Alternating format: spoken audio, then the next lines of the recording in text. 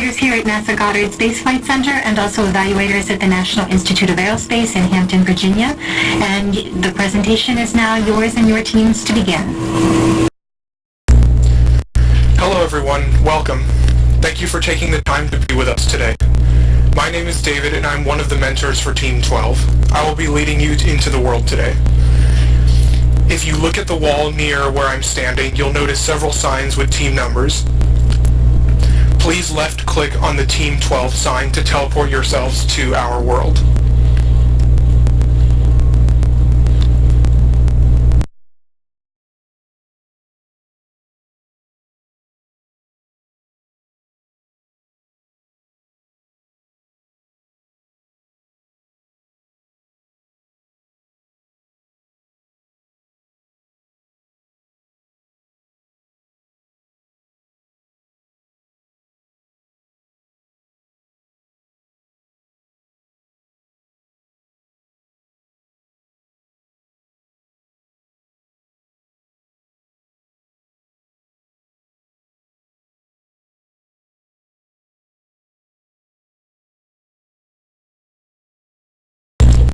Okay, it looks like everyone is here now. I will now hand it over to Kelly, our other mentor, so she can give you a brief introduction. Hello and welcome to Team World 12, home of the Solar Sisters. I'm Kelly, one of the mentors for this team. If you'll please follow me over into the team bio room, we'll get started with some introductions.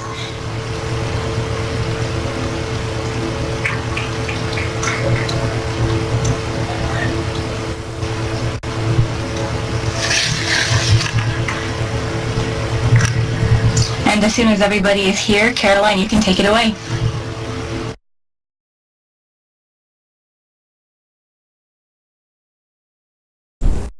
It looks like everyone's here, so if you please look over on this wall over here, you can see the patch that we made with Google Drawing. Now let me introduce myself. I'm Caroline and I'm a senior at Piedmont High School. I plan on attending Wingate University this fall and major in math and chemistry. I play clarinet in the high school marching band and I volunteer at our local hospital. I became interested in NASA after I visited the Kennedy Space Center this winter where I met former astronaut Sam Gamar. I hope to be a NASA engineer one day and maybe I'll even be the first woman on the moon.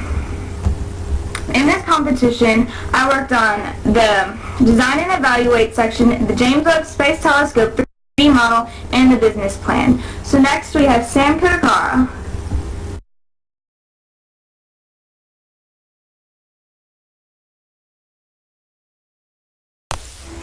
Hi, I'm Samantha Kudakara and I'm a junior at Piedmont High School. I love math and science and I visited the Kennedy Space Center twice where my interest for NASA first began. And here's a picture of me at the Rocket Gardens.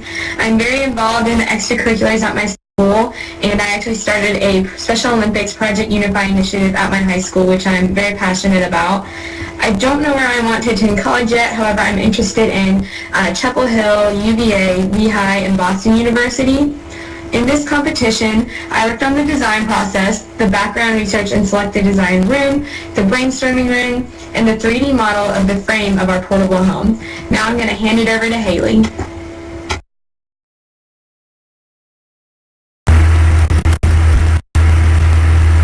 Hello, my name is Haley and I am a senior at Piedmont High School. This fall I will be attending Bates College in Lewiston, Maine, and I will study math, economics, and Russian. Apart from school, I volunteer with cats at a local animal rescue. I am also involved in National Honor Society, Model United Nations, a part-time job, and Future Business Leaders of America. I'm actually the North Carolina State Champion in Business Communications for FBLA.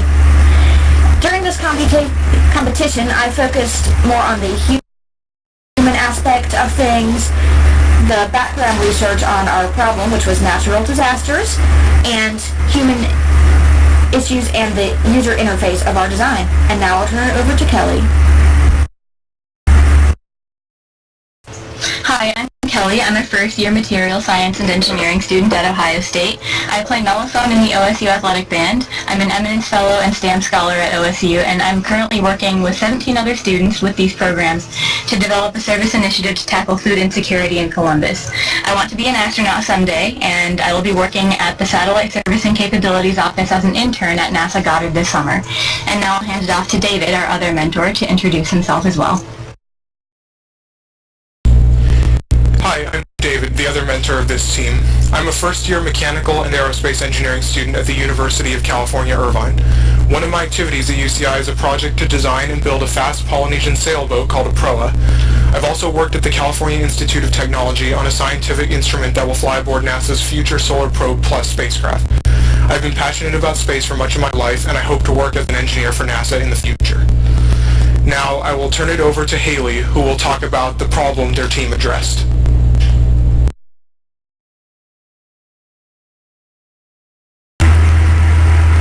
If you'll come with me, I'll lead you into the room where I will discuss our issue.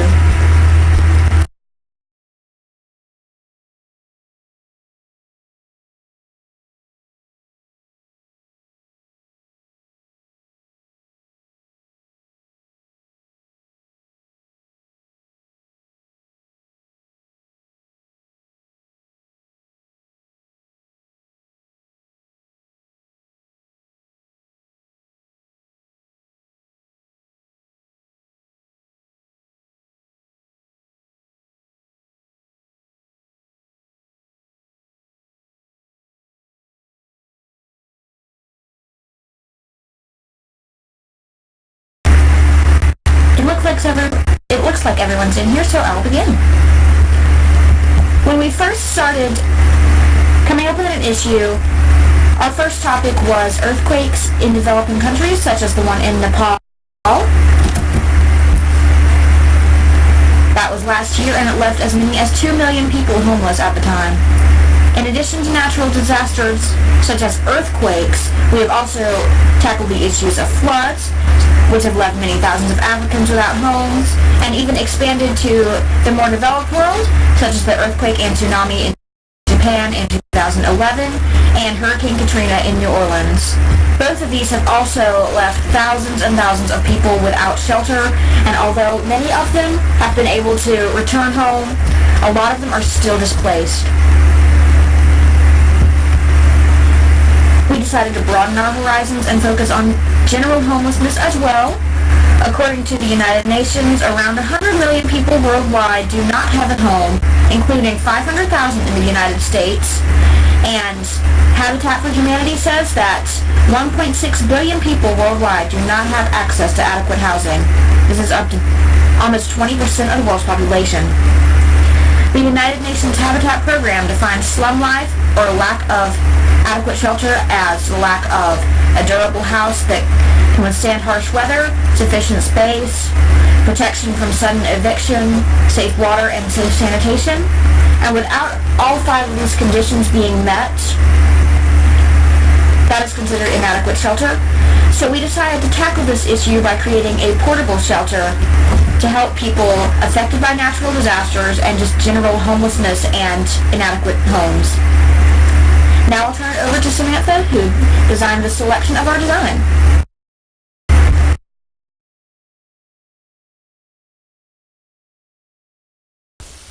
Hi, if you'll draw your attention over here, I have a picture of the James Webb Space Telescope mirrors and then the sun shield underneath it. These were the 2 technologies that we chose from James Webb Space Telescope.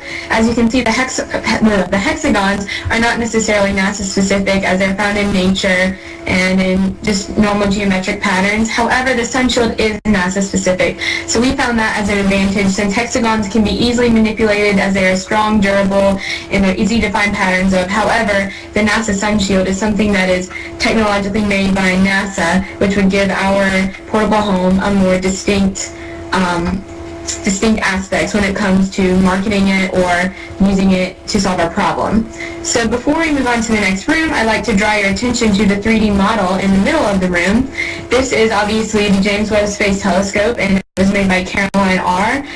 using SketchUp Make. I'll just briefly go over the strengths and weaknesses. You can see the general shape of the telescope, you can see the different sections of it, and it clearly distinguishes different parts with different colors. Some weaknesses of the telescope include it is not to scale, it does not illustrate the lab in great detail, it's not the actual colors of the telescope, and the sun shield layers are not close enough together. So if you'll follow me, I will lead you to the teleport that will take us to our brainstorming room. It is the yellow sign that says click here to learn about our brainstorming process, and I'm pointing to it with my laser pointer.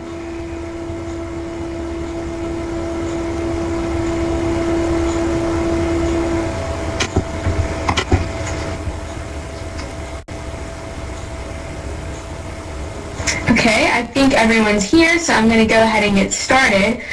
So when we identified our problem, which was natural disasters and general homelessness, we thought of two different solutions to this problem. We thought of using NASA backplanes to build a stable home that can withstand natural disasters, and then of course we had the hexagonal honeycomb structure idea. So the way we came up with our hexagon idea was with a decision matrix.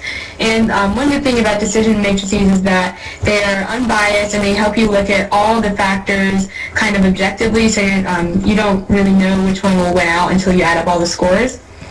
So I'm going to go down here and talk about why we chose hexagons and some pros and cons of hexagons.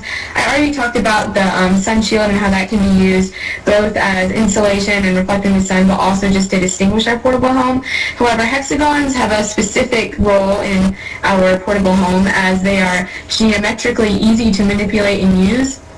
As you can see by this grid, if you line up hexagons kind of in a grid fashion, the midpoints are equidistant apart, which makes measurement and scaling a lot easier.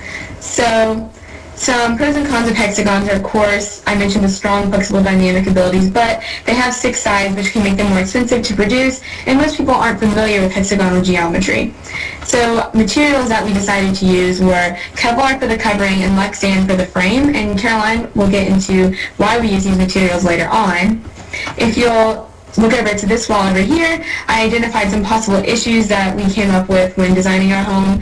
A lot of times it can be just construed as a high-tech tent, which I will dispute later on. Ventilation can be an issue, which we solved with adding mosquito netting windows. Tethering, we didn't want our portable home to fly away, so we came up with a modified tethering stake that could be just made out of Lexan, just like the frame. Another issue is different climates and how to adapt to different climates. Luckily, Kevlar and Lexan can both withstand extreme weather conditions, which makes it able to be used in a variety of situations. And last, our portable home can be used for many other purposes, which we will get into later. So if you will follow me to the teleport, which would take you to the evolution of the portable home room, pointing to it, and then I'll let Caroline take it over from there.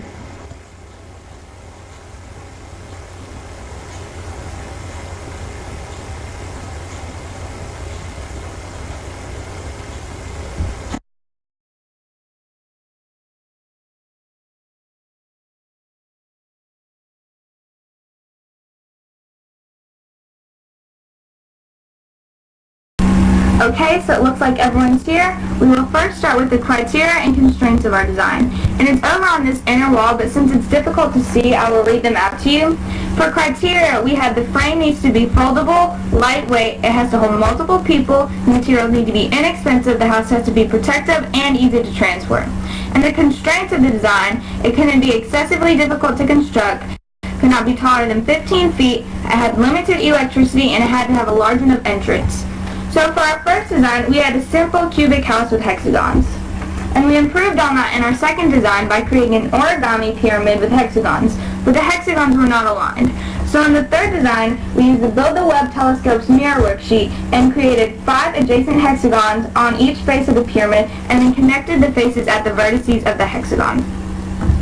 And in the fourth design, we had a metal hexagonal frame with a covering that was made out of waterproof fabric and mosquito netting, but we didn't have any specific type of metal or fabric that we were planning on using. So in our final design, we decided on Lexan and Kevlar as our materials. Lexan for the frame and Kevlar for the covering. And we added flaps to cover the windows, and all the Kevlar would be coated with the doped silicone coating, which is the spin-off technology of the sun shield. And the reason that we chose Lexan is because it is 200 times stronger than glass and half the weight. Also, it is inexpensive.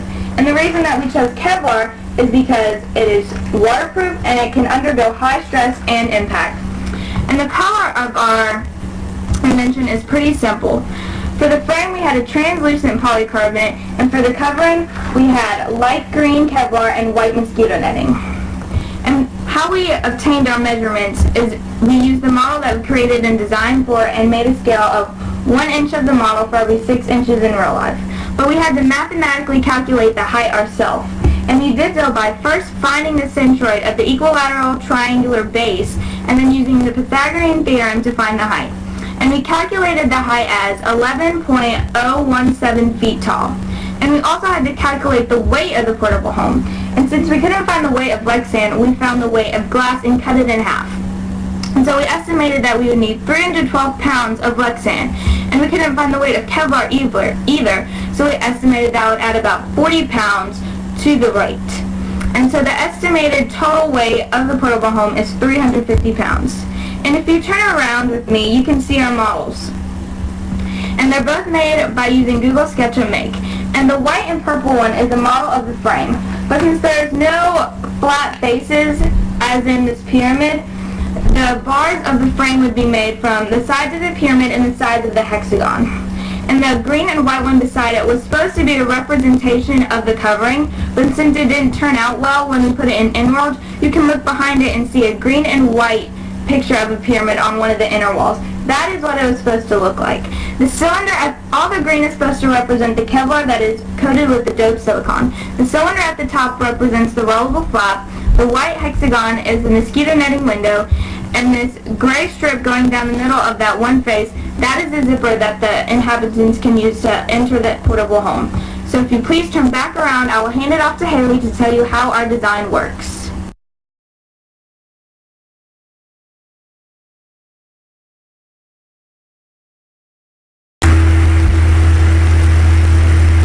I'm going to tell you about how the design works and how humans can use it. So we designed the portable shelter to be used in a variety of situations, not only natural disasters and world crises, but also even for research and recreation. The structure is meant to be large enough to fit up to 7 people comfortably without being too difficult for even one person to transport and assemble, so it needs to be portable and fold into a fairly compact and lightweight shape. Originally, we had planned to only have the 3 triangular sides fold up the stack on top of each other, but since the height of each side is around 11 feet, this would make it very difficult to transport. Instead, the sides are only permanently connected and hinged together on the bottom row of hexagons. The bars extending past the top row can push down into the top row, and the top row will fold over the bottom, resulting in only one row of hexagons when it's all folded together. It's meant to be easy to assemble. Unfolding the 3 faces is the first step. After this comes unfolding the top row, extending the bars, hinging together the bottom and the top rows to connect the face and form the pyramidal shape, and after this, slipping the covering on. However, due to the height and weight, it is much easier if one person assembles the structure with the base and the tip parallel to the ground and then flipping it over onto its base into position after it has been folded and the covering has been put on. An open hexagon on the bottom row of one face shall serve as a door with a zip slit in the covering to permit residents to enter and exit their portable home. It does not come attached to the frame, but the covering will be able to be secured to the bars. I also evaluated the strengths and weaknesses of this design. It is relatively lightweight and can fold down so that 1 or 2 people can easily carry and transport it and set it up. The 1-row folding makes it more compact, and 1 person can assemble it and up to 7 can live in it. But weaknesses include how tall it is and how heavy it is, which makes it difficult to be assembled and disassembled. The size may make it difficult for only 1 person to transport, and the entrance design is very simplistic with only 1 open hexagon and a zipper, which may leave that 1 hexagon more exposed to the elements than the rest of the home. And if you'll click here on the sign that says Click Here Business Plan, Caroline will show you how we market our design.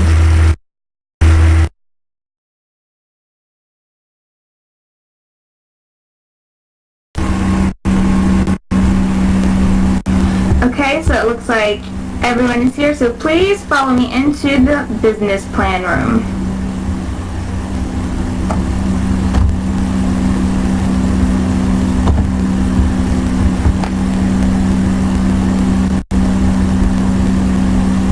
So first we will start off with the cost of the portable home, and we found this by calculating the surface area, which is about 25 yards square. And so we estimated that we would need $360 worth of polycarbonate and $1,500 worth of Kevlar. And since we didn't know the sunshield coating cost, we estimated the total cost would be around $2,000 to $2,500. But since that is expensive, you can reduce the cost by simply changing the Kevlar to a different fabric. Substitutable fabrics include nylon, which is only $8 per yard, and PVC coated canvas, which is about $10 per yard. And to make a portable home, you would first have to make a mold for the frame, melt the Lexan down, and then let it cool in the mold, and then connect the faces together. For the covering, you would cut the fabric out first, and then coat all the Kevlar with the dope silicone coating. Then you would sew the pieces together. Marketable qualities of our design include its sturdy frame, its durable covering, its foldable and compact, and its versatile design. When I mean versatile design, I mean that the design can be changed for almost any situation. For example, the frame can be shrunk down or enlarged to serve as a hospital, a school, an outhouse, or even a temporary changing room. Also, a sheet of polycarbonate could be added to the frame to serve as a floor. The covering could be changed as well. The color could be changed for different environments, insulation could be added for cold regions, and solar panels could be added to provide electricity to the inhabitants. Our design is a better option compared to both a tent and a canopy. And the reason is that because it's so unique. Our design is unique because it has a hexagonal frame that makes it sturdy, it has a sunshield coating on the covering that adds insulation and UV ray protection, it's foldable and easy to construct, and it's versatile, so it can be changed. The markets that we would target would be first the outdoor recreation market, and $646 billion is spent in the outdoor recreation market each year. The portable home could serve as an alternative for tent and long-term situations. We could also target the world aid market. U.S. spent $35 billion in foreign aid in 2014. And the portable home could go to help refugees and victims of natural disasters. Specifically, the Syrian refugees and the victims of the recent earthquake in Ecuador could be helped by our design. Depending on what market we would target, we would seek funding in different ways. If we were targeting an outdoor recreation market, we would seek sponsorships from the outdoor companies such as REI, Bass Pro Shop, and Cabela's. But if we were focusing on world aid, we would seek grants from the government and organizations like the Red Cross. Other spin-offs that could come from our idea could be the connectable portable homes, easy-to-build houses, and even earthquake-proof homes. So finally, I'll hand it off to Sam, and she will tell you our final reflections.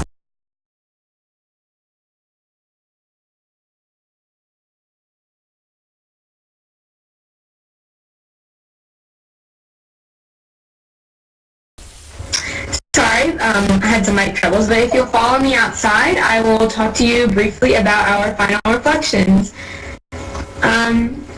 I realized that I didn't realize how hard this competition would be until I was in InWorld and trying to figure out how to work everything, and so I think that overall we all learned a lot. So here's this question: how did you as a team overcome any difficulties you encountered?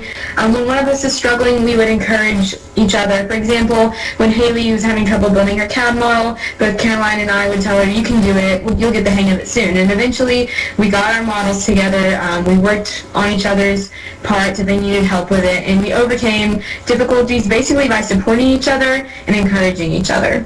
So what skills did our team develop as a result of completing this challenge? Like I mentioned earlier, I had no idea what I was doing when I first came InWorld. But I worked on it for hours and hours, and I know we all did. So we definitely developed those computer skills as well as our 3D model creating skills. But beyond that, we developed team working skills. All three of us are honors and AP students, so none of us were ever good at working in teams. We all like to do our own work. But by competing in this challenge, we learned to trust each other and to do our assignments and our work as a team. So that's about it for reflections, and we just want to open up the floor for any questions now.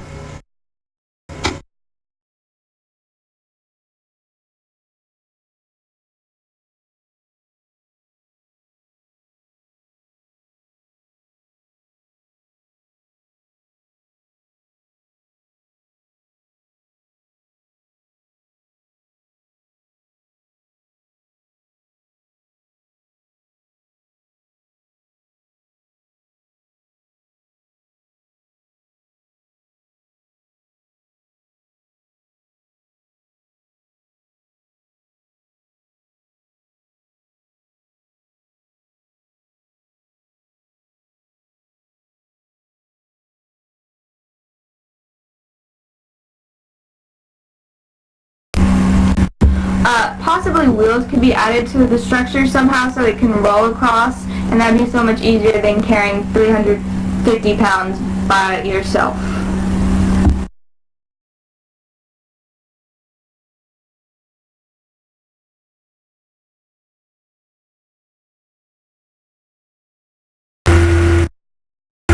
I envision the packaging for our portable home being somewhat like a suitcase with wheels and a handle.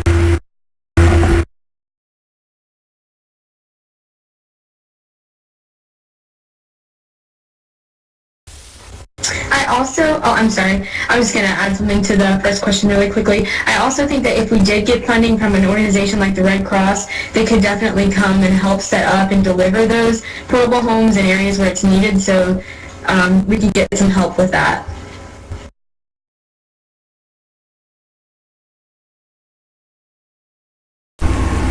No, we didn't consider another shape other than the hexagon because the hexagon was such a prominent aspect of the James Webb Space Telescope.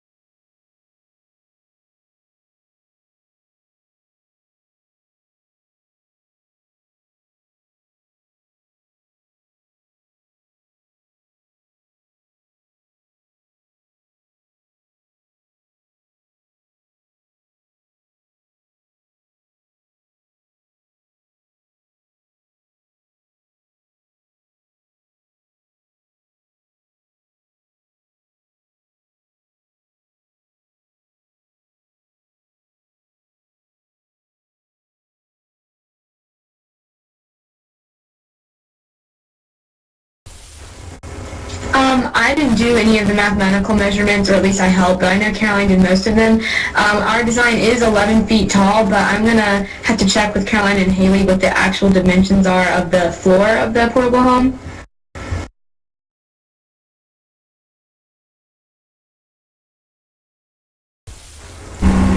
Okay, so each side of the lateral triangular base is 12.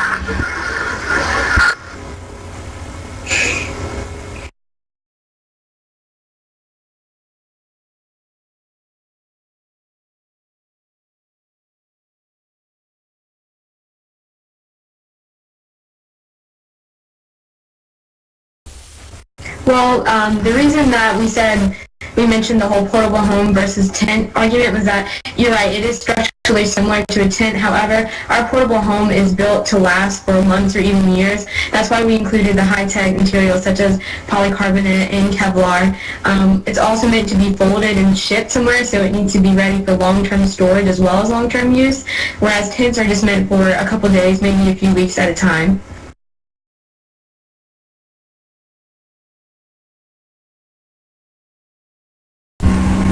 To answer to the other question about the dimensions, each side of the equilateral triangular base is 12.75 feet, so there is a large area inside, and we estimated by that account in the area of the triangular base that 7 people could lay down inside.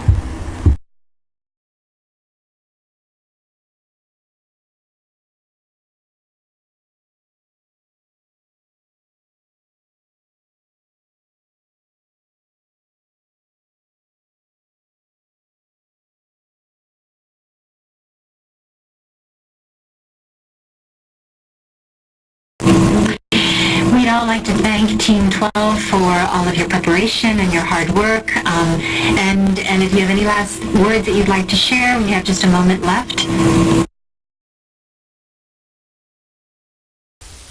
I'd just like to thank, I just like to thank our mentors, Kelly and David, and all the judges for coming and listening to our presentation and for helping us so much along the way. So thank you. We would like to thank NASA and Sharon as well for giving us such an incredible opportunity to participate in the Enroll competition, because we have learned so much throughout it, and we really appreciate it.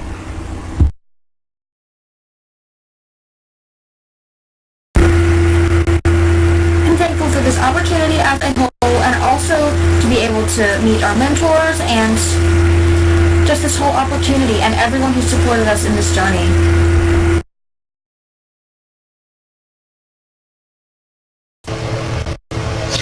I'd also like to thank everybody for coming to this wonderful team's presentation today. We've had a lot of fun working together.